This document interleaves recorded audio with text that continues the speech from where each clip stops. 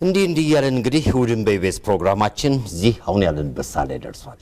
አሁን ደግሞ እንግዳችን ሙዚቀኛ ነው። ለየት ያለ ትግርኛ ሂፕ ሆፕ ብዙ ጊዜ እኛ ሀገር ብዙም ሲሰራ እናይም፣ በሌሎች ቋንቋዎች ደግሞ ብዙም የለም።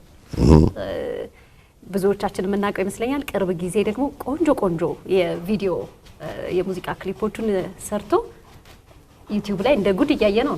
በጣም መርከብ ቦኒቷ ይባላል እንግዳችን ሆኗል። የእሑድን በኢቢኤስ እንግዲህ መዝጊያችንም በሱ ሙዚቃ ይሆናል። መጀመሪያ እናውራውና እንኳን መጣህ መርከብ። እንኳን ደህና ቆያችሁ። በቅድሚያ አገርጮ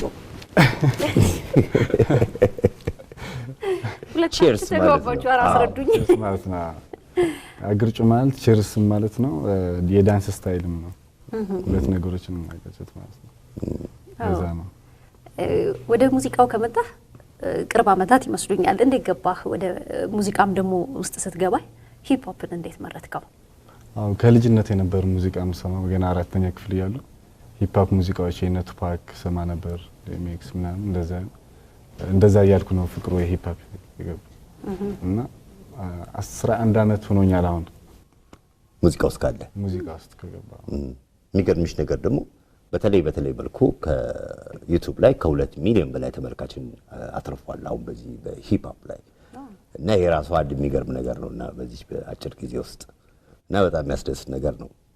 ምን ትላለህ ስለሱ? የትኛው ስራስ ነው እንደው እይታ ላይ ይበቃል? እይታ ላይ የገባው ተጎምጽጽ የሚል ስራ ላይ ጓይላ ሂፕ ሆፕ እንደዚህ ትግርኛ ሂፕ ሆፕ የሰራሁት። ከሱ ቀጥሎ ደግሞ አገርጮ፣ አሁን ደግሞ ቦሮምቦሮ የሚል አለ። እሱ ከ1 ሚሊዮን በላይ ገብቷል በ3 ሳምንት አካባቢ። በጣም ጥሩ ነው። የሰው ተቀባይነት እንዴት ነው? በተለይ ትግርኛ ቋንቋም የማይሰማ ሁሉ በደንብ ያደምጠዋል ያንተን ስራ። ስልቱም ደስ ይላል። ወጣቶች ደግሞ ይበልጥ ይወዱታል ይመስለኛል። እንዴት ነው ተቀባይነቱ? እንዴት አገኘኸው?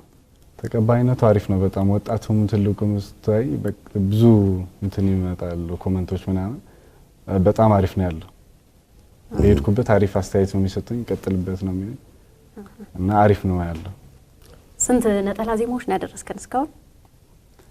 በሂፕ ሆፕ እስካሁን ሂፕ ሆፕ የሰራኋቸው ብዙ ናቸው። ከዚህ በፊት በዚህ 11 ዓመት እስከ 8 10 የሚሆነው አለ። አሁን ግን ጓይላ ሂፕ ሆፕ የሚባለው ትግርኛ ሂፕ ሆፕ የጀመሩት ግን 3 ደርሻለሁ።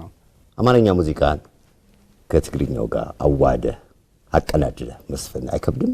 እንዴት አየው? እንዴት ስመረጥከው? አማርኛና ትግርኛ ያደረኩበት ምክንያት ማለት ብዙ ብሄር ስለሆነ ያለው እንዲሰሙት ብዬ ነው። እኔ የምናገረው ነገር በትግርኛ ሌሎቹም እንዲደርሳቸው መልእክቱ በማለት ነው የምሰራው። ሁሉም እንዲግባባበት ብዬ ነው የምሰራው።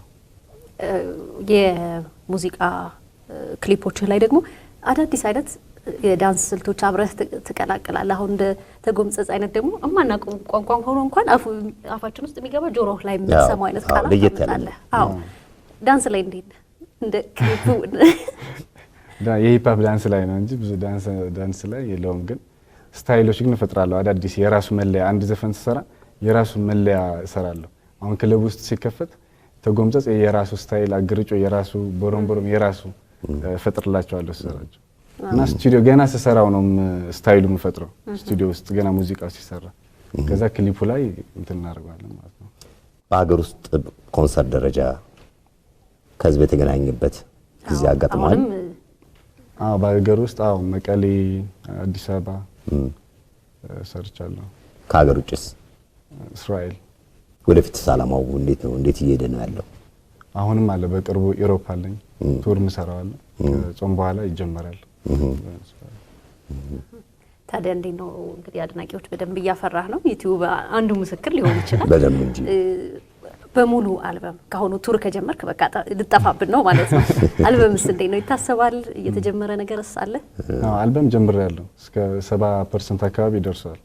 እየሰራሁኝ ነው። ግን ላለመጥፋት ደግሞ አንዳንድ ሲንግሎች መሀል ላይ እለቃለሁ ማለት ነው።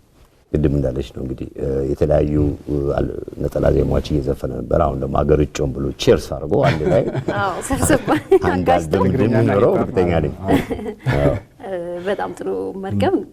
አንድ ስራ እንግዲህ እንጠብቃለን እዚህ ጋር መጥቶ መዝጊያችንም እሱ ነው የሚሆነው። የታወቀ ነገር ነው። አዎ የመርከብን ቆንጆ ሙዚቃ እዚህ አዳምጠን አብረን ዘና ብለን እንለያያለን። እሑድን በኢቢኤስ እስካሁን ስትመለከቱ የነበራችሁትን እንግዲህ ይመስል ነበረ። አዎ እንግዲህ የመጨረሻ የመርከብ ሙዚቃ መዝጊያችን ይሆናል። ባረግነውም ቆይታ ዘና ፈታ እንዳላችሁም በመተማመን የዛሬ የዕለተ ሰንበት የእሁድን ፕሮግራማችን የምንዘጋውን በዚሁ ሙዚቃ ይሆናል። ዳግም ሳምንት በሌላ ፕሮግራም እስክንገናኝ ድረስ ከሳምንት ቸርን ሰንበት የምንላችሁ የፕሮግራሙ አቅራቢ ራኬብ አለማየሁና ከሞላው የስቱዲዮ ባልደረቦቻችን ጋር በመሆን እኔም አስፋው መሻ ነበርኩ። ጤና ይስጥልኝ። መልካም ጊዜ።